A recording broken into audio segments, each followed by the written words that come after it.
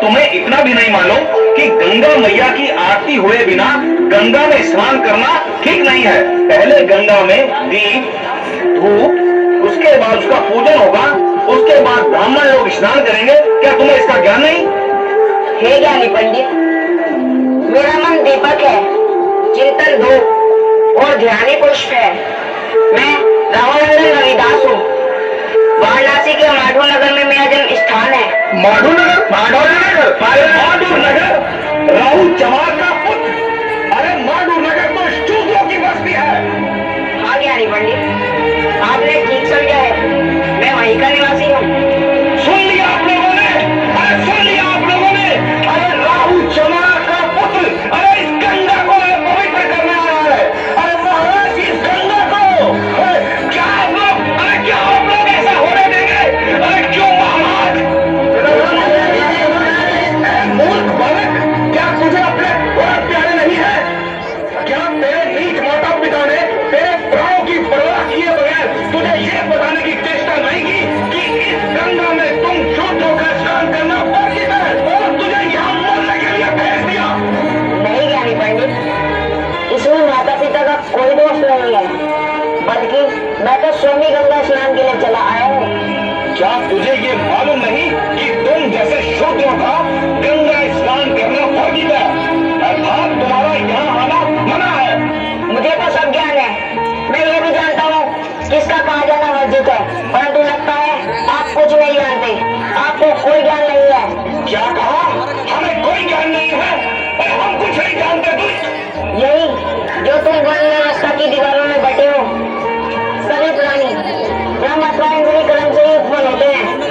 सभी के भीतर चारों वर्ण स्थित होते हैं। मानव मात्र में कोई छोटा बड़ा नहीं होता, कोई ऊंचा कोई नीचा नहीं होता, बल्कि दो हाथ दो पांव वाले एक जैसे ही व्यक्ति होते हैं। श्री ज्ञानी पंडित, जिस प्रकार सूर्य का प्रकाश सभी को एक बराबर ही मिलता है, उसी तरह वायु भी अपनी हवा सभी को एक बराबरी ही प्रदान करती है तथा पृथ्वी पर सभी लोग एक बराबर जगह पर खड़े होते तथा बैठते हैं। अरे उदंडी बालक, अब तू हमें भी उपदेश देने लगा? तेरी ये हिम्मत! ठहरिए पंडित जी, हम इस बालक की ज्ञान में बातें सुनना चाहते हैं। कितने सदैव शब्द इस बालक के मुंह से निकल रहे हैं, हम सुनना चाहते हैं, इसे बोलने दीजिए। अरे छोड़िए महाराज, ये मूर्ख चमार क्या ज्ञान की गंगा बहाएगा? अरे इसका सारा समय तो ज्योति काटनी चमड़ा ढोने में ही बीत जाता है। ये अपनी जान भूलकर हमारी प्रतिष्ठा को टोंटी करने आया है, चमार कहीं का। हे ज्ञानी पंडित, जिस चंदे से तुम गणना कर रहे हो, उसी चंदे से तुम्हारे और हम सबके शरीर की रचना हुई है। क्या तुम इस चमड़े को अपने शरीर से उतार सकते हो? सृष्टि के नियम को बदल सकते हो? सोचो और समझो ज्ञानी पंडित। और ये जो वर्ण व्यवस्था है, सभी व्यक्ति के अंदर शक्ति और चेतना के रूप में स्वयं विराजमान है। सब में एक सतगुरु की ज्योति, सतगुरु ही सर्जनहारा। कहे रविदास, वह सब घटमाही, ब्रह्मन होया कोई चमारा। वाह वाह, कितनी सुंदर वाणी कही है बालक ने। रुक क्यों गए, बोलो और कहो बालक। आप क्या कह रहे हैं महाराज? अरे आप इसकी बातों में मत आइए। नहीं पंडित जी, हम इनकी बातों में नहीं, हम इनकी ज्ञान में बातें सुनना चाहते हैं और हमें आश्चर्य हो रहा है, इतनी अल्प आयु में इतना ज्ञान। कहो रवि, हम सुनना चाहते हैं। सुनिए महाराज, आप भी सुनिए महान ज्ञानी पंडित। कोई हिंदू, कोई तो कावे, कोई ब्राह्मण बन जाई, उड़ जाए हंस, बड़ा रहे पिंजरा, सभी वर्ण मिट जाए एक आसी नरेश। जब ये चेतन आत्मा इस शरीर रूपी चमड़े से अलग होती है, तब वर्ण नहीं बल्कि मिट्टी का ढेर रह जाती है। हे राजन, जीवात्मा के अंदर कोई वर्ण भेद नहीं होते और न ही जात पात ऊंच नीच ही होता है, बल्कि जीव तो जीव होता है। इसमें कोई चमार या सुनार नहीं होता, कुम्हार और लोहार नहीं होता, कार और चित्रकार भी नहीं होता।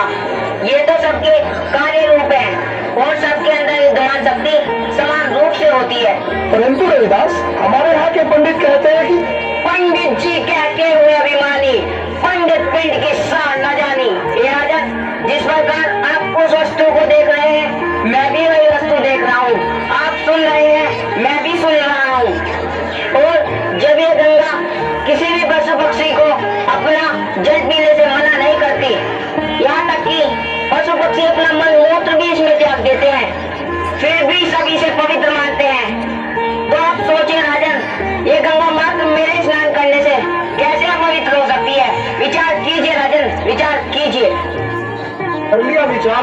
आप धन्य हैं रविदास जी, आपने हमारी सोई एक बार बोलिए श्री संत शिरोमणि रविदास बाबा की। आपने तो क्या बोल रहा है?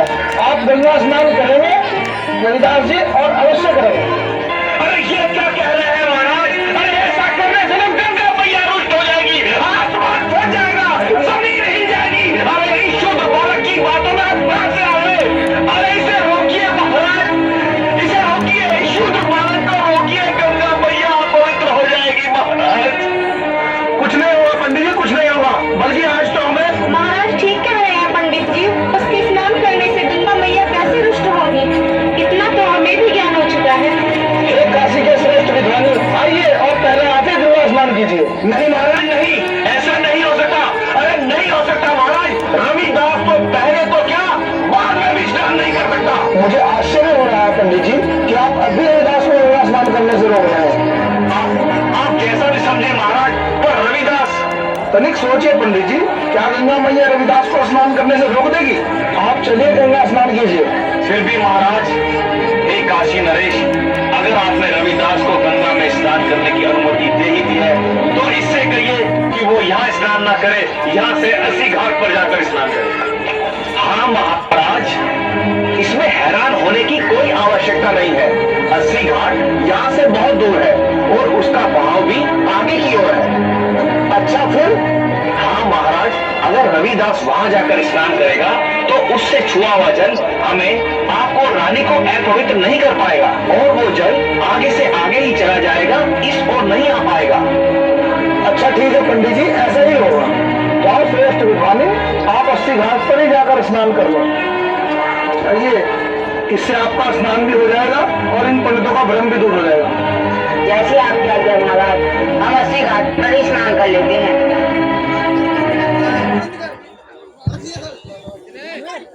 बहुत बहुत धन्यवाद हमारे इन नन्हे मुन्ने छोटे